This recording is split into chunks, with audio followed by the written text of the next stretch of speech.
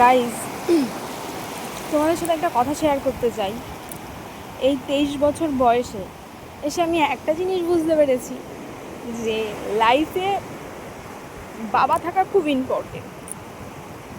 বাবা না থাকলে না চারিদিকটা অন্ধকার হয়ে যায়।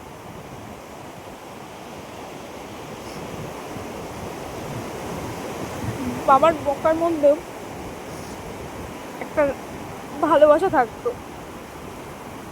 মানে যখন বাড়ি যাই না, তখন বাবা যেখানে থাকতো, মানে যে ঘরটায় থাকতো, যেখানে শুয়ে থাকতো, সেই ঘরটা ফাঁকা ফাঁকা লাগে। মাকে ফোন করলে আর বাবার গলাটা শুনতে পাই না। বাবার ওই ডাকটা, মনা ডাকটা খুব মিস করি।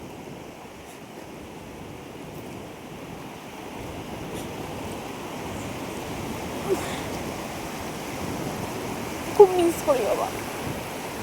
তোমাকে বলাই হয়নি, খুব ভালোবাসি তোমায়।